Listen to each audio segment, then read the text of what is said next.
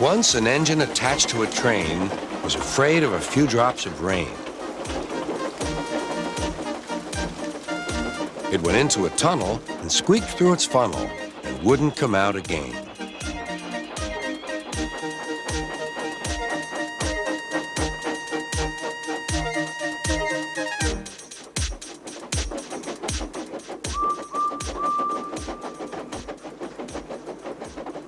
The engine's name is Henry. His driver and fireman argued with him, but he would not move. "The rain will spoil my lovely green paint and red stripes," he said. The conductor blew his whistle till he had no more breath and waved his flag till his arms ached, but Henry still stayed in the tunnel and blew steam at him.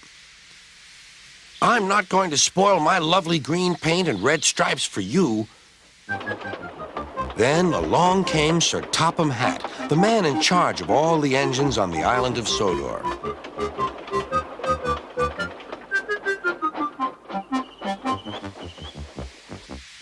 "We will pull you out," said Sir Topham Hatt, but Henry only blew steam at him. Everyone pulled except Sir Topham Hatt, because, he said, "my doctor has forbidden me to pull." But still, Henry stayed in the tunnel. Then they tried pushing from the other end. Sir Topham Hatt said, "1, 2, 3, push!"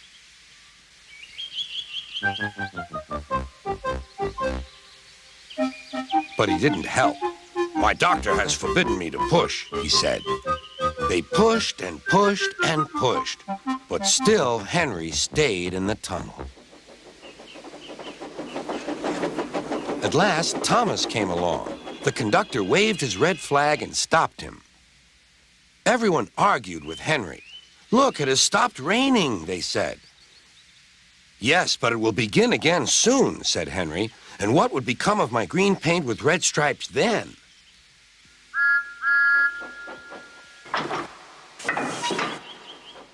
Thomas pushed and puffed and pushed as hard as ever he could.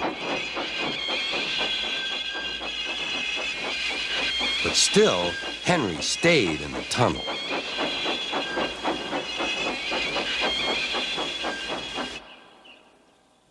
Eventually, even Sir Topham Hatt gave up.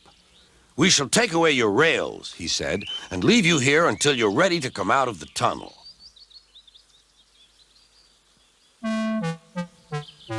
They took up the old rails and built a wall in front of Henry so that other engines wouldn't bump into him.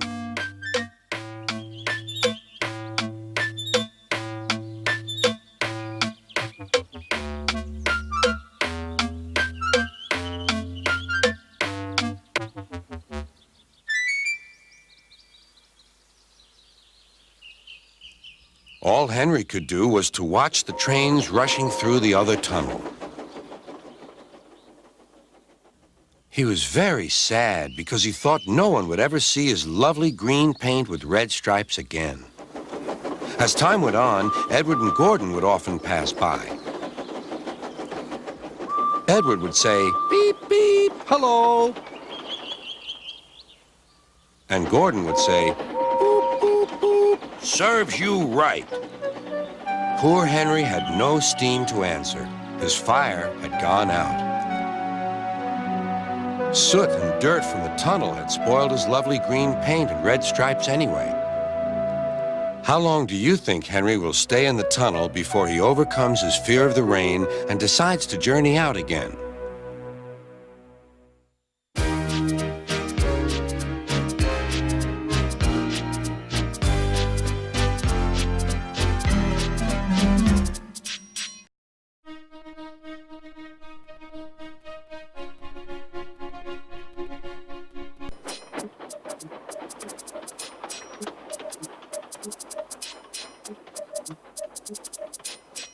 Gordon always pulled the big express. He was proud of being the only engine strong enough to do so.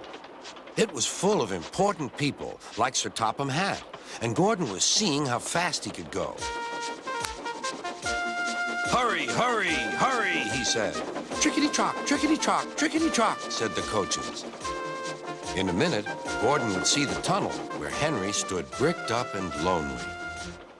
Oh, dear, why did I worry about rain spoiling my lovely coat of paint? I'd like to come out of the tunnel.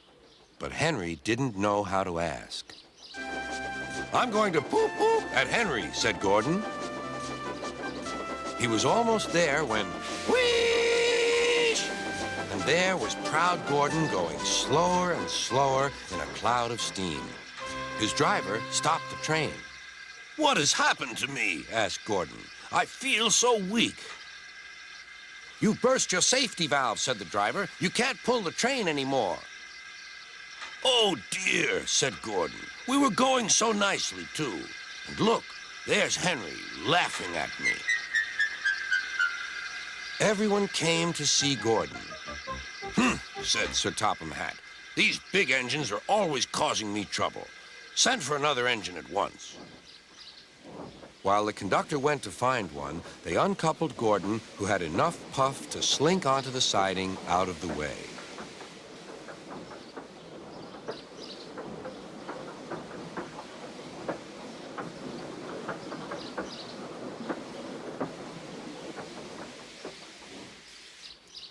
Edward was the only engine left. I'll come and try. Pooh, said Gordon. That's no use. Edward can't push the train. Kind Edward puffed and pushed and pushed and puffed, but he couldn't move the heavy coaches. I told you so, said Gordon. Why not let Henry try? Yes, said Sir Topham Hatt, I will. Will you help pull this train, Henry? Oh, yes, said Henry.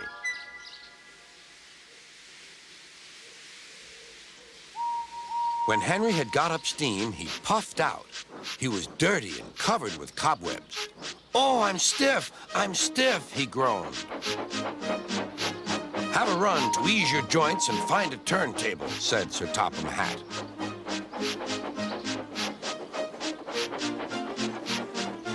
When Henry came back, he felt much better.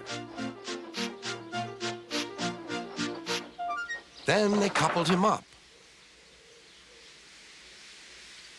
Beep, beep, said Edward. I'm ready. Beep, beep, beep, said Henry. So am I.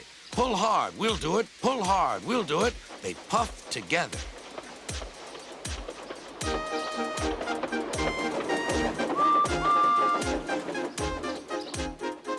We've done it together, we've done it together, said Edward and Henry.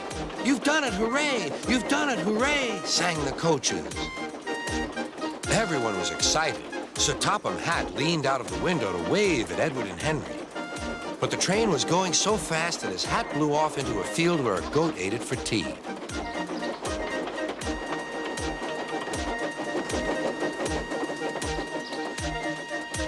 They never stopped till they came to the station at the end of the line. The passengers all said thank you, and Sir Topham Hatt promised Henry a new coat of paint. On their way home, Edward and Henry helped Gordon back to the shed. All three engines are now great friends. Henry doesn't mind the rain now. He knows that the best way to keep his paint nice is not to run into tunnels, but to ask his driver to rub him down when the day's work is over.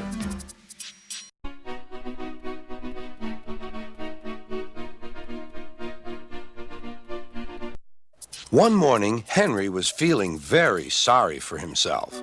Sometimes he could pull trains, but sometimes he felt he had no strength at all. I suffer dreadfully and no one cares. Rubbish, Henry, snorted James. You don't work hard enough.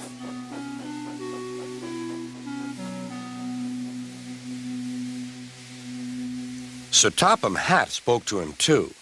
What's wrong with you, Henry? You have had lots of new parts and new paint too, but they've done you no good. If we can't make you better, we must get another engine instead of you to do the work. This made Henry, his driver, and fireman very sad. Sir Topham Hatt was waiting when Henry came to the platform. He had taken off his hat and coat and put on overalls. Henry managed to start, but his fireman was not satisfied. "Henry is a bad steamer," he said to Sir Topham Hatt. "I build up his fire, but it doesn't give enough heat."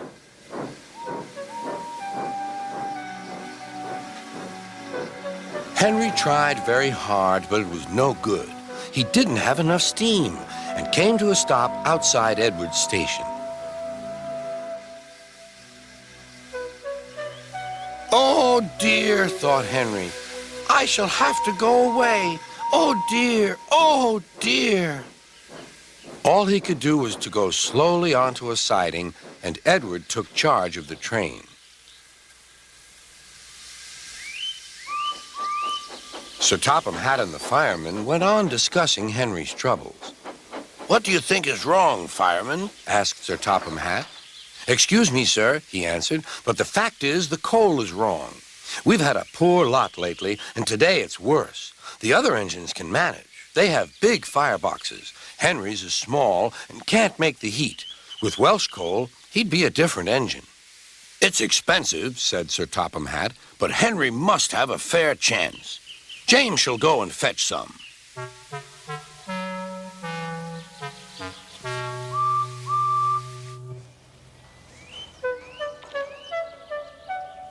When the Welsh coal came, Henry's driver and fireman were excited. "Now we'll show them, Henry, old fellow." They carefully made his fire, putting large lumps of coal like a wall round the outside. Then the glowing middle part was covered with smaller lumps. "You're spoiling my fire," complained Henry. "Wait and see," said the fireman. "We'll have a roaring fire just when we want it." The fireman was right. When Henry reached the platform, the water was boiling nicely, and he had to let off steam. "How are you, Henry?" "Beep, beep, beep. I feel fine." "Have you a good fire, driver?" "Never better, sir, and plenty of steam."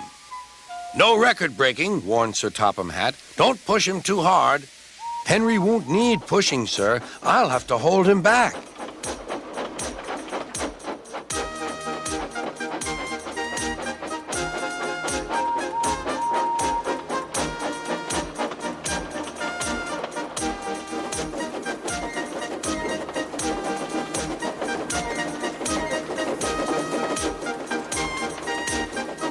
Henry had a lovely day. He had never felt so well in his life. He wanted to go fast, but his driver wouldn't let him. "Steady, old fellow," he would say. "There's plenty of time." They arrived early at the station. Thomas puffed in. "Where have you been, lazy bones?" asked Henry. "Oh, I can't wait for dawdling tank engines like you. Goodbye." "Whoosh," said Thomas to the coaches. "Have you ever seen anything like it?" Both Annie and Clarabelle agreed that they never had.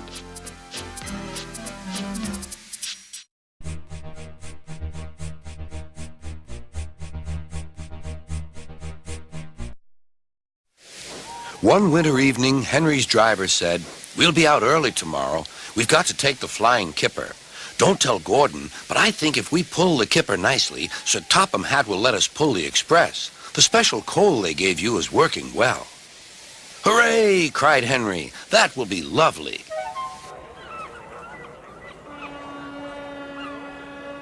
All kinds of ships use the harbor at the big station by the sea. There are passenger ships, cargo ships, and fishing boats also come here. They unload their fish on the quay. Some of it goes to shops in the town, and the rest in a special train to other places far away. This is the train the railwaymen call the Flying Kipper.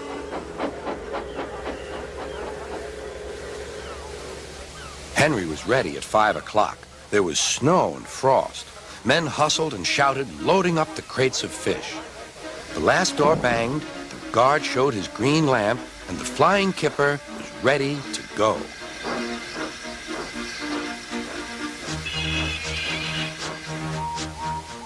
Come on, don't be silly, puffed Henry to the freight cars. The cars shuddered and groaned. Trickety-trock, all right, all right. That's better, puffed Henry.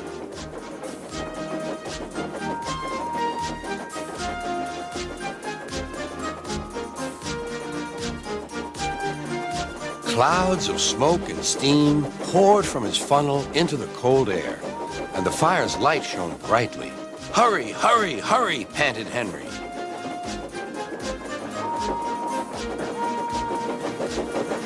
They were going well. The light grew better. Signal lights shone green as they passed.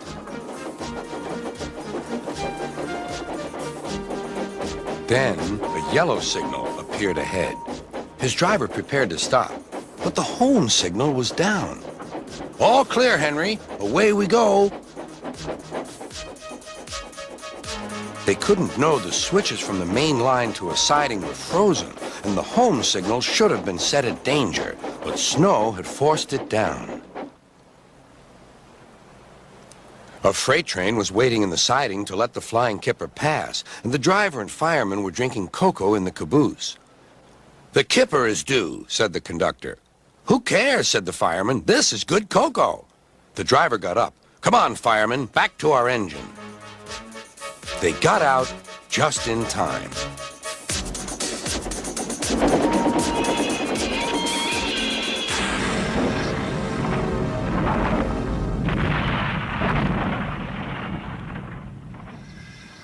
Henry's driver and fireman had jumped clear before the crash, but Henry lay dazed and surprised.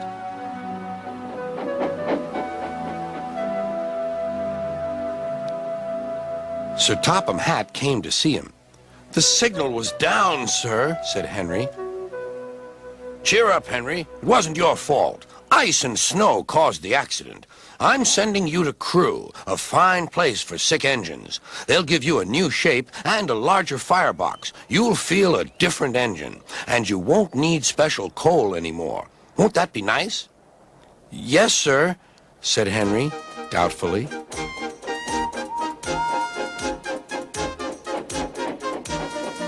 Henry liked being at Crewe, but was glad to come home.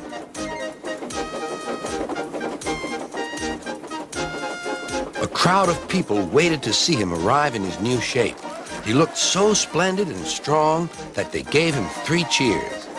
Beep, beep, he whistled. Thank you very much.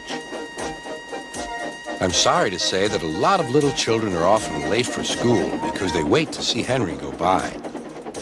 They often see him pulling the express. He does it so well that Gordon is jealous. But that's another story.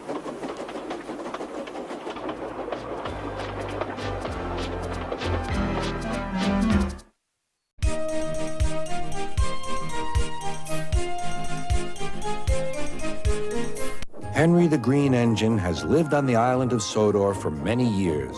He wouldn't want to be anywhere else. He likes every part of it, from the fields filled with flowers to the white sandy beaches. But there is one place that Henry always enjoyed visiting more than any other. His driver knew this too. Come on, Henry, he would sometimes say. We've made good time today. We'll stop for a while by the forest.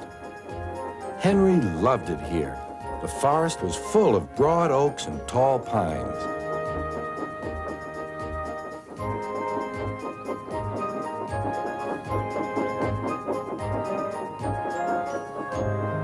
Henry could remember the day long ago when he and Toby brought some new trees to be planted, and Terence and Trevor helped haul them into place. Now he could see the trees growing amongst the others on the hillside. Henry always felt better for being here. He couldn't really explain why, but his driver understood. It's peaceful, he said to Henry. But one night, everything changed.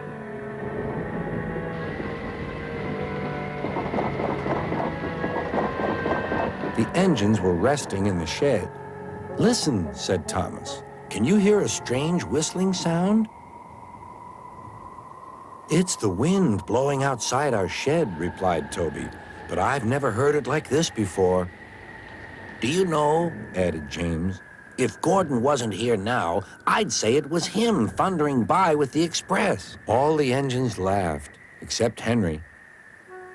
I hope the wind won't harm the forest. By morning, the fierce winds had gone, but the damage was done. Henry's driver came to see him in the yard. Trees have fallen on the line, he said. We must help clear the tracks. Donald set off with the breakdown train, and Henry followed. Trees lay everywhere. The hillside now looked so bare. Henry felt sad. What will happen to all the animals who live here, he thought.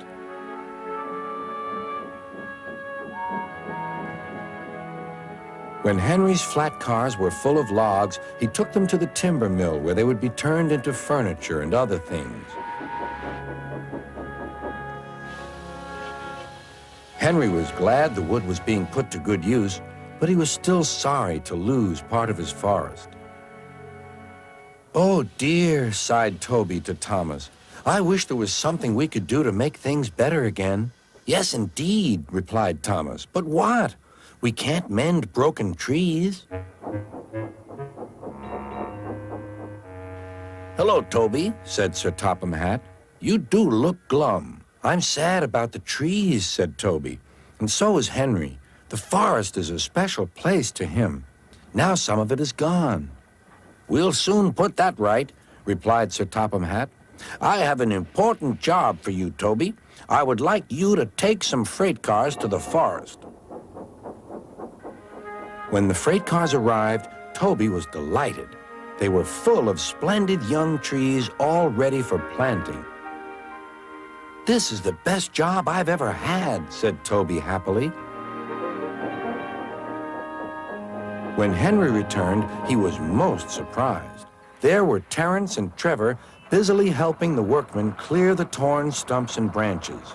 "Look, Henry," called Terence, "we're beginning again. The hillside will look better than ever before. You'll see." Now, whenever Henry stops by the forest, he can see the new trees growing strong and tall. Sometimes everywhere is very quiet, and at other times Henry can hear leaves rustling or a bird's wing brushing the air. Often he can hear the distant sound of children laughing, and always he is happy here.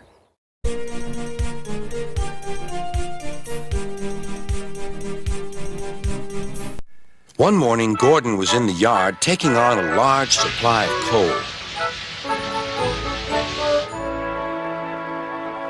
"That's the third load of coal you've had today, Gordon," said James. "Some might say you're being rather greedy."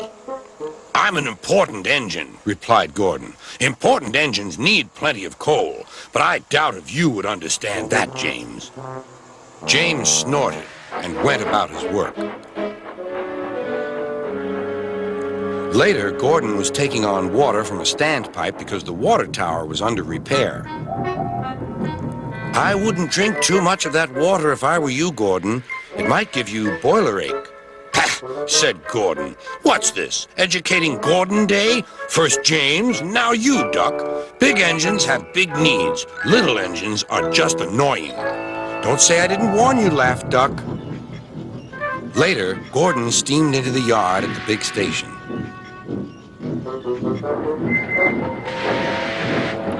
"That's what I need," exclaimed Gordon. There, emerging out of the sheds, were two shiny tenders. "Now, if I had two tenders," said Gordon, "I wouldn't need to stop so often, and I wouldn't have to listen to silly little engines." "Those tenders belong to a visitor," replied his driver. Diesel sidled up alongside. "Everyone knows that tenders are a mark of distinction, but I'm afraid that no amount of tenders will save you in the end. We Diesels are taking over, and we don't need tenders to make us important, not even one." Gordon was most upset. He was feeling just the same next day. "I'm not happy." "I know," said Duck. "It's boiler ache." "It's not boiler ache," protested Gordon. Of course it is, interrupted Henry. That water's bad. Have a good washout. Then you'll feel a different engine. Your boiler must be full of sludge. Don't be vulgar, huffed Gordon. He backed down onto his train, hissing mournfully. Cheer up, Gordon, said Sir Topham Hatt. I can't, sir. Is it true what Diesel says, sir? What does he say? That Diesels are taking over. Don't worry, Gordon. That will never happen on my railway. One more thing, sir. Why did the visitor have 2 tenders? Because he lives on a railway with long distances between coaling depots. Gordon felt better. But Henry started complaining. He banged some cars angrily.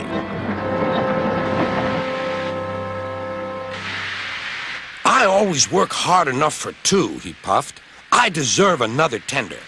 Duck whispered something to Donald. He was going to play a trick on Henry. Henry, he asked, would you like my tenders? Yours? What have you got to do with tenders? All right, said Duck. The deal's off. Would you like them, Donald? I wouldn't deprive you of the honor, replied Donald. It is a great honor, continued Duck thoughtfully, but I'm only a tank engine. Perhaps James might. I'm sorry I was rude, said Henry hastily. How many tenders have you, and when could I have them?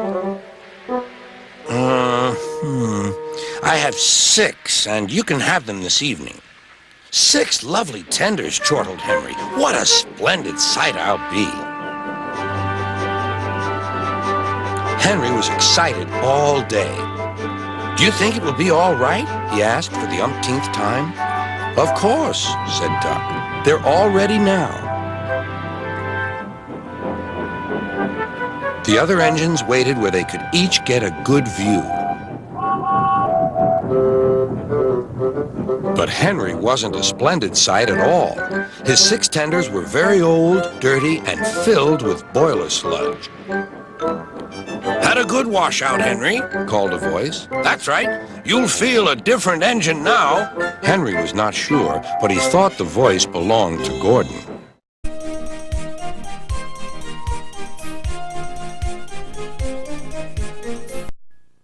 It was a moonlit night. Henry was taking a goods train to the station by the lake. Whenever that owl hoots, a mist rolls in, murmured Edward. There's a legend that when the mist's about, there's a ghost about too. Take care on the old line, Henry. Stupid bird, said Henry. Owls, mists, ghosts. Edward's going soft at the boiler. There's no mist. But Henry was wrong. What's that? Cried Henry.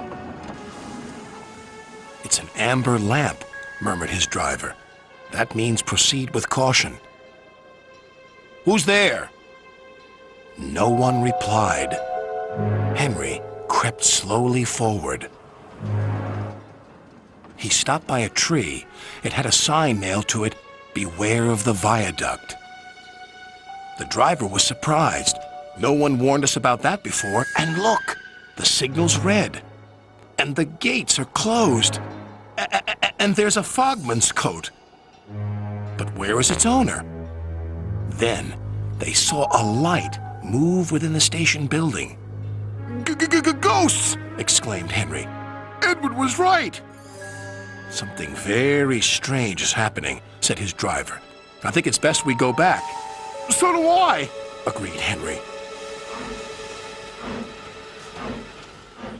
By morning, the mist had cleared. A workman was talking about the unsafe viaduct. Lucky you didn't cross it last night. Yes, but we don't know who warned us, replied Henry's driver. Later that day, he spoke to Henry.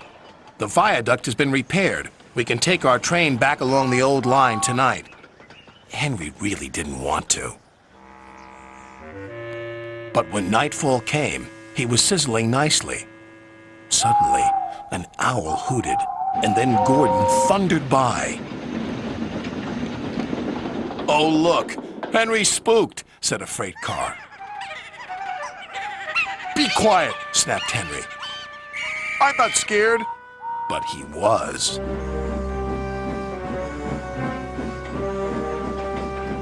A little later, the fog came down. As they approached the same area, they saw the amber light again. "Here we go," said Henry's driver.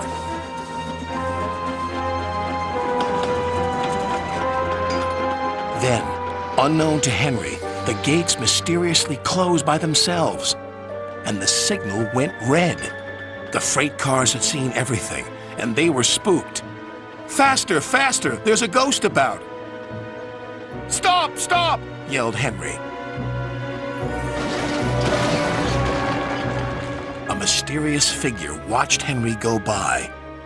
Ahead was a landslide blocking the line. Henry braked hard, but the freight cars hit some of the rubble and plunged into the ravine.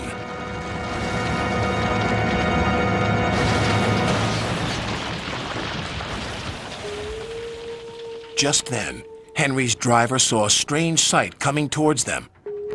"What's that?" he said. The fireman laughed. "That's our ghost. It's Old Bailey, the fogman." Old Bailey was very cross. "I tried to warn you about the viaduct. Why didn't you pay attention?" "We're sorry," replied the driver. "Is there anything we can do to thank you?" "I'd like to operate that old station. If you let me, I promise I won't spook Henry again." And in a little while, Old Bailey's wish was granted. "You and your station will be really useful," said Sir Topham Hatt. "Let's hear a hearty thank you to the friendliest, ghost on the island." Everyone cheered, especially Henry, who was the happiest of all.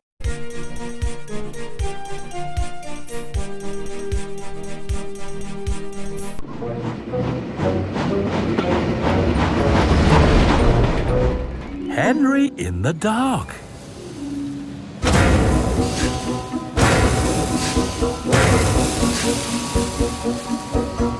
It was another busy day at the Sodor Steamworks. Apart from all the repairs, there were lots of things that needed to be painted. Not just engines and cars, but signs and signals too. Some signs are painted in a special luminous paint that glows in the dark, so that engines can see them when they work at night. One day, Henry was coming to the steamworks to be repainted. He was very excited. Hello, everyone. Oh, hello, Henry. As you can see, we are very busy today. But if you could just wait here, I'll get Kevin to fetch your new paint. Kevin! Who ordered these new boiler tubes? And, what's happened to the snifting valves? Kevin, stop rushing. Please go and get Henry's new paint. New paint. Right. I'm on it, boss. Oops.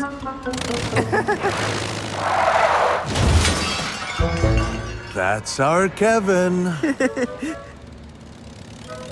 There you go, Henry. Now, where on earth are those snifting valves? Thanks, everyone. When the job was done, Henry left the steamworks, very happy and very green. But as the sun went down and it began to get dark, something strange began to happen.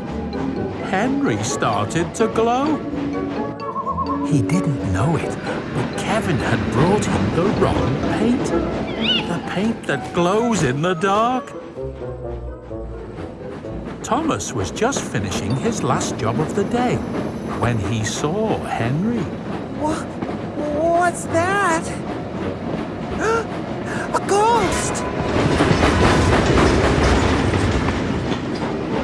That's strange. I'm sure I saw Thomas.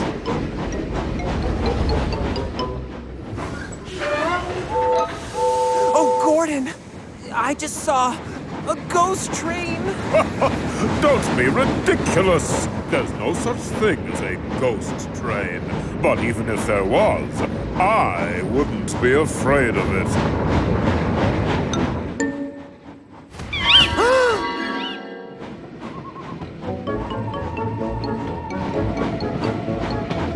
Ah, there's James.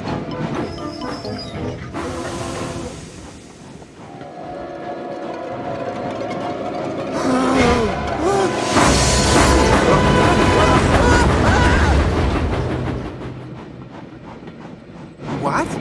Where did he go? I don't understand.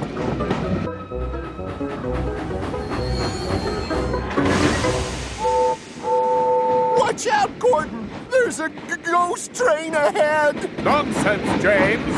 There's no such thing as a ghost train.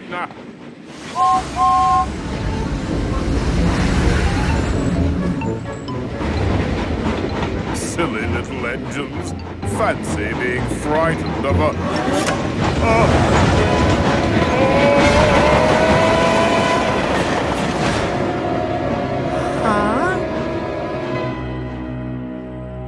It was horrible. All ghostly and glowing.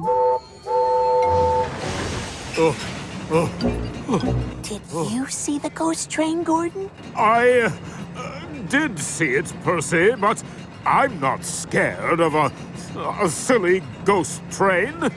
But it wasn't just the engines who were scared of the ghost train. Cranky? What's wrong? Why is everyone running away from me? Henry? Salty Porter! It's only Henry! Henry? Why are you glowing? All lit up like a lighthouse. I don't know what any of you are talking about. Wait there, and I'll show you. Oh, wow! I must have been painted with the wrong paint. That's why everyone was running away from me. They must have thought I was a ghost train. Henry was still chuckling to himself as he got ready to pull the Flying Kipper.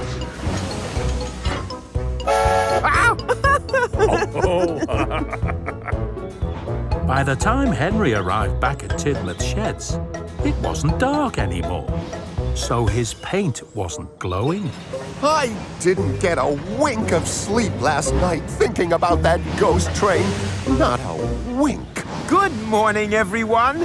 I have something funny to tell you all. That ghost train must be the scariest thing I've ever seen. You must have seen it, Henry. You've been out all night. Well, the thing is... Is it really terrifying, Henry?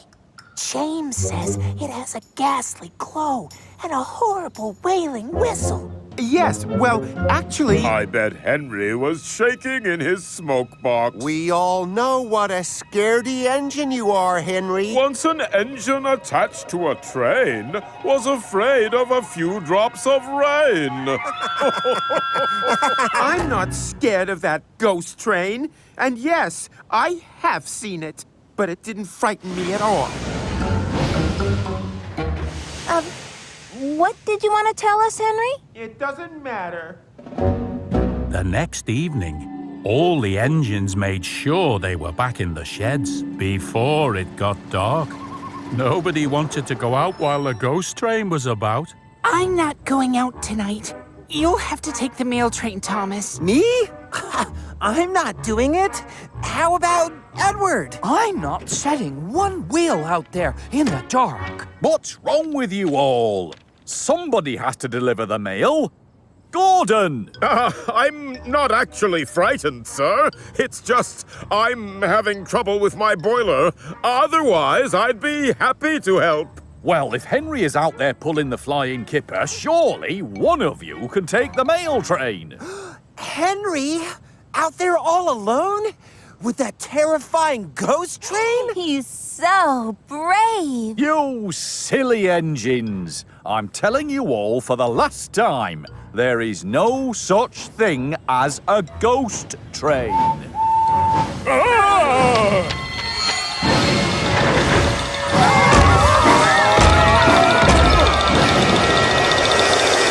Only me! Henry? You mean you're the ghost train? Why didn't you tell us? I tried to, but you all laughed at me and said I was a scaredy engine. It's not fair. We all got told off by Sir Topham Hatt because of you. Where is Sir Topham Hatt?